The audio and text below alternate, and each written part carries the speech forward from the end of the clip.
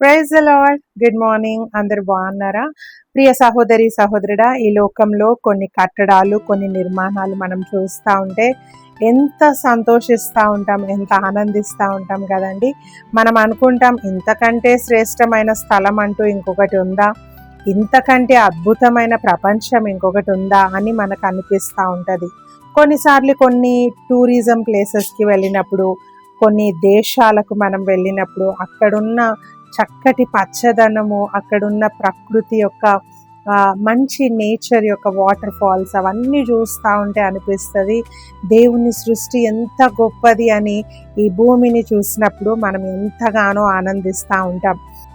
ఎప్పుడైతే మనము ఈ నేచర్ని చూస్తూ ఉంటామో గొప్ప సంతోషము, ఆనందము మన హృదయంలో కలుగుతూ ఉంటుంది కదండి. ఇవన్నీ చూసినప్పుడు అనిపిస్తుంది, ఇంతకు మించింది ఇంకొకటి లేదు అని అనిపిస్తుంది. కానీ తెలుసా, పరలోక రాజ్యము ఇంతకంటే శ్రేష్టమైనదంట అండి. హల్లెలూయా. పరిశుద్ధ గ్రంథంలో ఎంతో మంది విశ్వాస వీరులు ఉన్నారు. అందులో అబ్రహాం గారు కూడా ఒకటి. అబ్రహాము తాను నివసించిన ఈ భూమిని ఎక్కువగా ఇష్టపడలేదంట, కానీ దేవుని రాజ్యమును అంటే ఆ పునాదులు గల పట్టణము కోసము ఆయన ఎదురు చూశాడంట అండి. కారణం ఏంటంటే, ఈ లోకంలో మనం చూస్తున్న ఈ భూమి మీద ఉన్న ఈ గొప్ప సౌందర్యము కంటే పరలోకము మరీ శ్రేష్టమైనదని వాక్యం చెప్తా ఉంది. ఒకసారి చదువుకుందాం.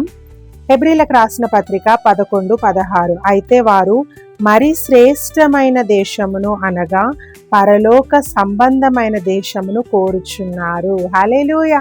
చూడండి, ఇక్కడ విశ్వాస వీరులుగా పిలువబడుతున్న వారు శ్రేష్టమైన దేశము, మరీ శ్రేష్టమైన దేశమైన పరలోకం కోసం ఎదురు చూశారంట అండి.